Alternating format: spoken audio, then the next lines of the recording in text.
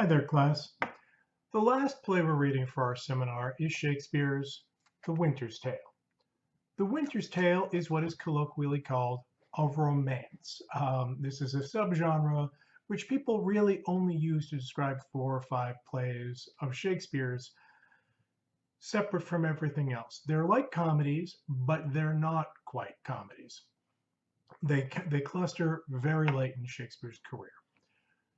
There are at least 4 things going on here. What is a romance? And I want to talk about this because this is a different genre than anything else we're reading this spring. First, it is a form of tragicomedy. It begins like a tragedy. Some genuinely tragic things happen. This is not sheer comedy. Some people are dead at the end, and that's just how it goes. Some people we thought were dead come back. Other people we thought were dead are dead.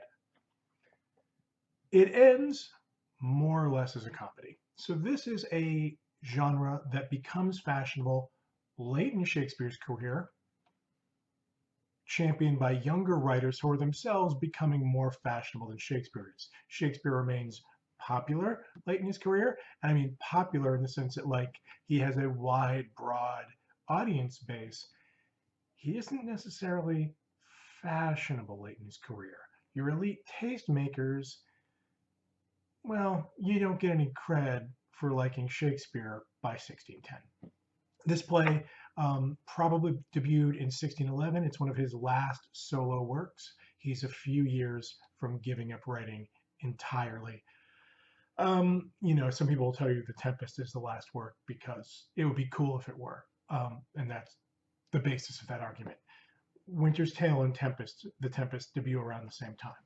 So it's a tragic comedy like the works of younger writers like John Fletcher and Francis Beaumont, who are the hip happening thing on the Jacobean stage circa 1610.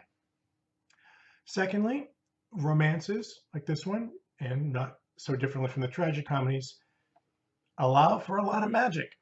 Things, statues, maybe are not just statues.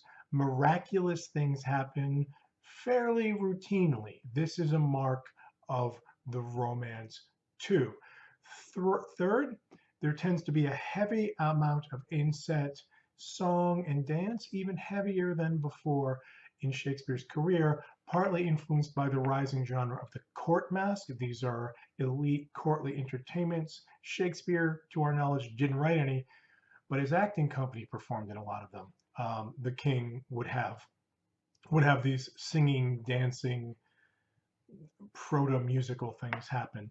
Act 4, and all the kind of music and dance that's happening there resembles the court masque on some level, and is also part of the fashion for the pastoral, which increases as the Stuart monarchy goes on.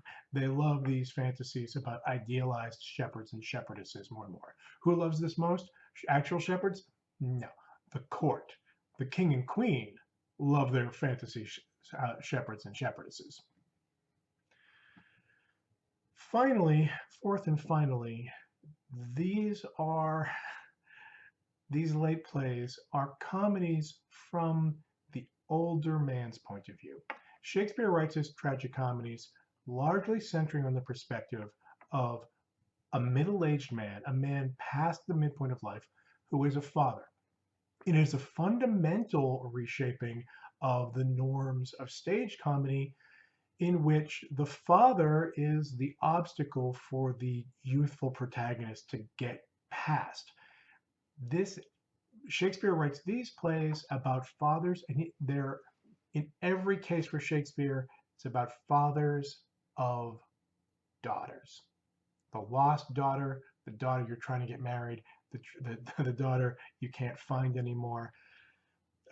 Shakespeare at this, and there are some lost sons. Shakespeare at this point in his life, biographically, he has 2 grown daughters, one married, one not married yet, late in her 20s, and he has lost his only son. His only son died at around age 12 in the late 1590s.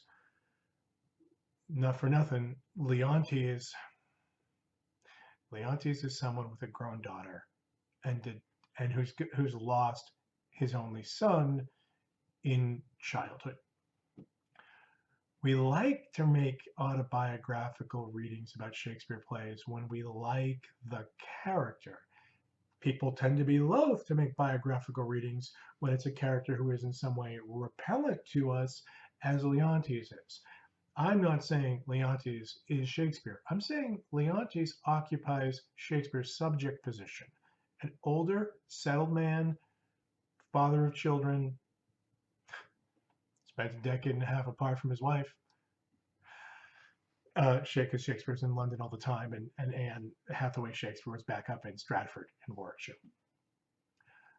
This is a play about Shakespeare's romances tend to be about loss and the older man getting back what he's lost, regaining what has been lost. Here, the daughter is literally named Perdita, the lost one.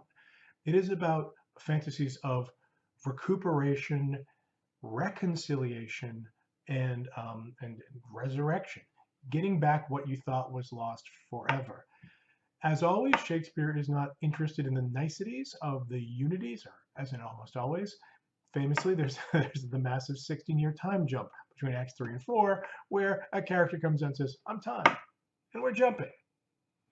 Time enough for, like, while Leontes has been brooding, Perdita has grown up in Bohemia. Also famously, this play has the error about the seacoast in Bohemia. Bohemia is, of course, then, as now, the Czechia, the Czech Republic. Check a map, it's landlocked. One of the reasons possibly is Shakespeare is using Robert Greene's Pandosto, or The Triumphs of Time, a prose romance, as his source in adapting that. He has switched around who the good king and the bad king are. In the source, Sicily is the good king and the jealous lunatic is the king of Bohemia. For reasons including topical political reasons at the time, I suspect, Shakespeare has flipped that around. Sicily definitely has a seacoast because it's an island.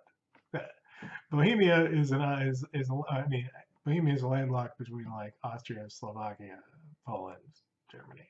Yeah.